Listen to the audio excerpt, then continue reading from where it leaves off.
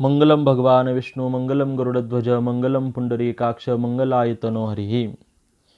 अथ शास्त्र विधानम में आज हम दूसरे की वस्तु इस विषय में धर्मग्रंथों में जो प्रमाण आए हैं, जो विधान आए हैं, वह देखेंगे।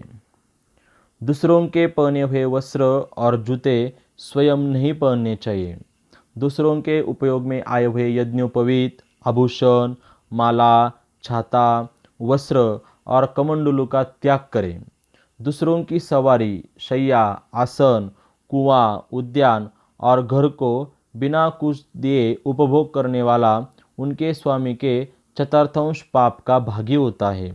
दूसरे का अन्न, दूसरे का वस्त्र, दूसरे का धन, दूसरे की शैया, दूसरे की गाड़ी, दूसरे की स्त्री का सेवन और दूसरे के घर में वास, ये इंद्र के भी ऐश्वर्य को नष्ट कर देते हैं। जो मनुष्य अमावस्या को दूसरे का अन्न खाता है, उसका महीने भर का किया हुआ पुण्य अन्नदाता को मिल जाता है। अयनारंभ के दिन दूसरे का दिन खाए तो 6 महीनों का, और विषुवकाल जब सूर्य मेष अथवा तुला राशि पर आए, इस दिन दूसरे का अन्न खाने से 3 महीनों का पुण्य चल जाता है। चंद्र ग्रहण और सूर्य ग्रहण के अवसर पर दूसरे का अन्न खाए तो 12 वर्षों से एकत्र किया हुआ सब पुण्य नष्ट हो जाता है। संक्रांति के दिन दूसरे का अन्न खाने से महीने भर से किया हुआ पुण्य चला जाता है। दूसरे का अन्न खाने से जिसकी जीभ जल चुकी है, दूसरे से दान लेने से जिसके हाथ जल चुके हैं, और दूसरे की स्त्री का चिंतन करने से जिसका मन जल चुका है, उसे जप तप आदि करने से सिद्धि कैसी मिल सकती है। व्रत, तीर्थ, अध्ययन तथा श्राद्ध में दूसरे का अन्न नहीं खाना चाहिए, क्योंकि जिसका अन्न खाएगा उसी को फल मिलेगा। उचित निमंत्रण के बिना दूसरे के पकाए अन्न में रुचि नहीं रखनी चाहिए।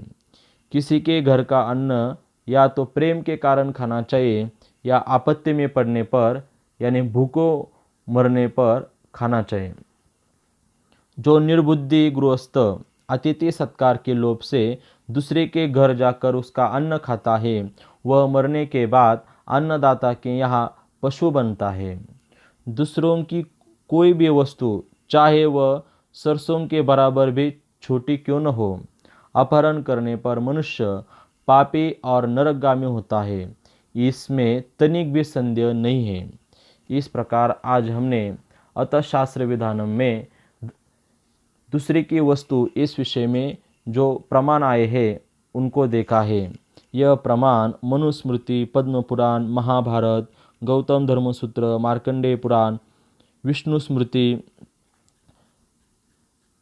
याज्ञवल्क्य स्मृति, गरुड़ पुराण, स्कंद पुराण, निर्णय सिंधु, याज्ञवल्क्य स्मृति, मनुस्मृति और स्कंद पुराण में आए हैं। इति शुभम भवतु।